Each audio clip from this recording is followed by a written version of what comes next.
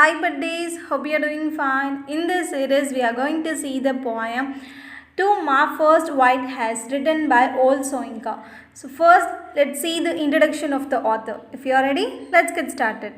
The original name of Wole Soyinka is Akinwande Oluwale Babatunde Soyinka. Is born on July 13th, 1934. He is a living writer, and if you want to analyze about Wole Soyinka, he was considered as a Nigerian playwright, novelist, poet, and also an essayist.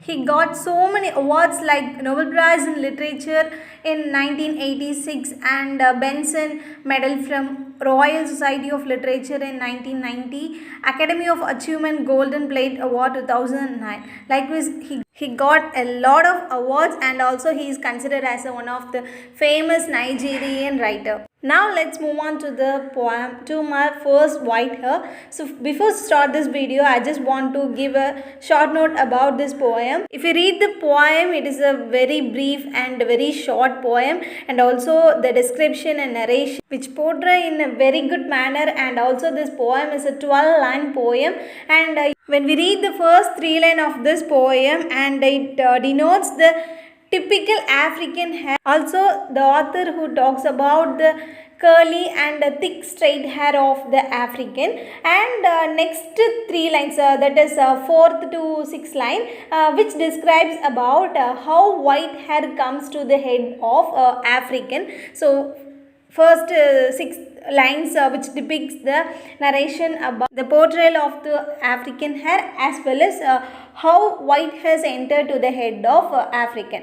And the last 6 lines we can learn a lot of stuffs about the opinion of the author, the narration and the description which portraying in a very good manner. So the author who tries to give opinion about his own point of view, like the arrival of the Europeans and their colonialism in Africa. So many things are portrayed by the author in a very brief manner, and now let's see the lines of this poem. The first line, Hirsute held chimney spouts, black thunder throes. So the first line clearly depicts the curly hair of the African hirsute, which means curly hair, and the next word hell. So hell, which denotes the darkness. For mentioning the color of the African, the writer who tries to use the word hell in this line, and chimney. We are all well known that it helps to making out the air from factories. In William Blake's famous poem Chimney Sweeper, we can learn a lot of things about chimney sweepers, and we can get more points about the sufferings of child laborers, and also the people who are working in chimneys. So many things are portrayed by William Blake in his poem Chimney Sweeper. And the first line of this poem, Wole Soyinka, who denotes the sudden arrival of thunder, and he used to say that it is a black one and it is a painful one. Through these images we can lively show the image of African's hair. And the second line, confluence of coarse cloud fleeces my head sad scour brush.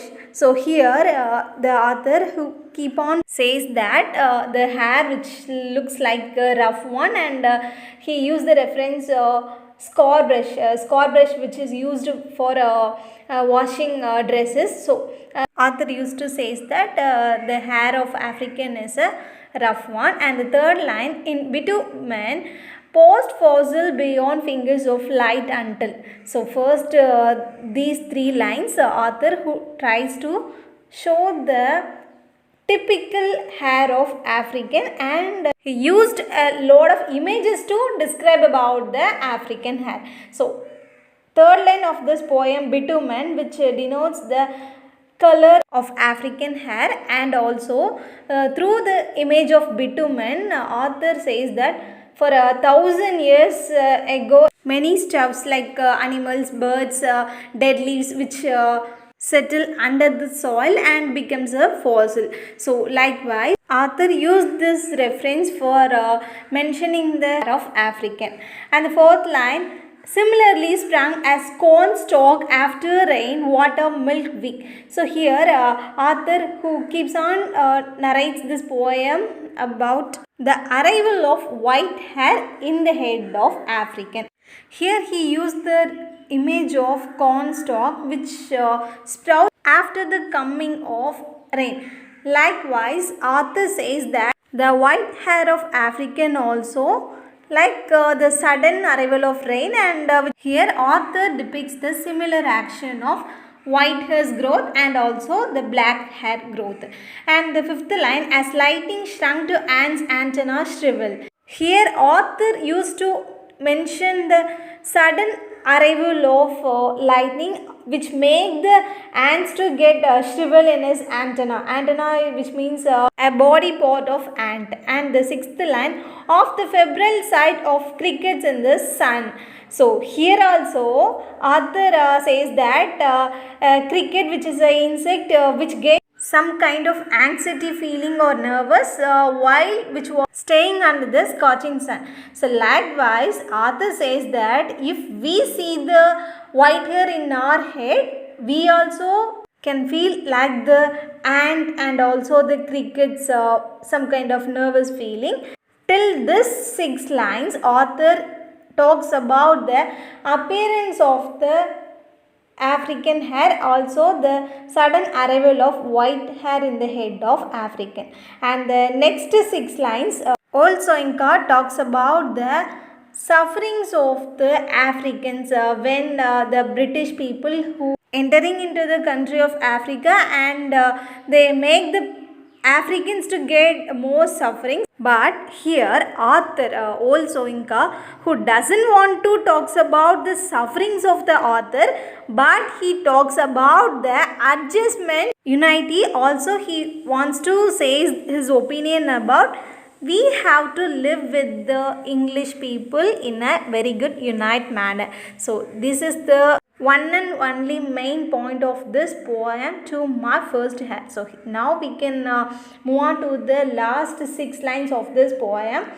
3 white hairs. So author insists that 3 white hairs, which denotes the English people, and the quantity of the people are very low. Only 3 of the peoples are alone coming to the country of Africa, and author used to call them as a frail invaders. They are not a very good and very strong one. They are a very frail invaders. And the 8th line, interpret time, I view them via webs vibrant coil. So here Wole Soyinka who started to talks about the transformation of the time.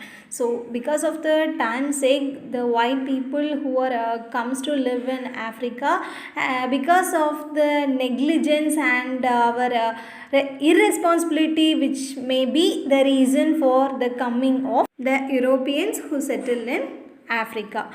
And the 9th line, beneath a magnifying glass, milk thread presages. So here author says that presages, the word which denotes the meaning of sign of future. So in future there may be a chance that white people will spread some sufferings to the black people, and author who symbolize the white hair which may be a sign of future destruction and sufferings. And the 10th line, of the hoary face weep then, we oh quickly weep. So here hoary face, which denotes the meaning of covered with whitish hairs, the white hair which surrounds near the black hair of African. So author who uses the symbolism of white hair which denotes for white people and the black hair for African. In the 10th line of this poem, author says that we have to weave with the Europeans in a very good unite manner. And the 11th line, your sham veneration knit me webs of winter sagehood. So here also author says that and insists that we have to be a honest fellows and we should not treat them in a very different manner. Instead, we have to live in a well-knit manner. So that is the point author who tries to give his opinion in this poem. And the last line of this poem, nightcap and the fungoid sequence of a crown. So if we take example of a crown which was in a very good decorative manner, and many sequins are arranged in between of the crowns. So likewise we have to unite with the white peoples. So the white and the black people, we have to unite and we have to live with them in a very good manner. This poem gives a very good narration and description, and also the author who used a lot of best beautiful examples to describe every matters of white people and the African people, and also he tries to give his own opinion about the unity and many goodness of elements. This is a very wonderful poem of Wole Soyinka, who depicts everything in a very good manner, and his style of the poem is a very brief and elegant one. Also he used every reference with more images to describe the actual thing of the British and also the Africans. Now is the time to conclude this video with the opinion of the author. So author wishes that white and the black people, they should live with unity. So that is the one and only wish of Wole Soyinka, and the unity which gives the meaning to one's existence. That is the very and one and only opinion of Wole Soyinka. I hope this video will be useful one, and thank you so much for watching this video till the end. If you are having any suggestion, let me know in the comment section. We'll see you next video. Tata, bye bye.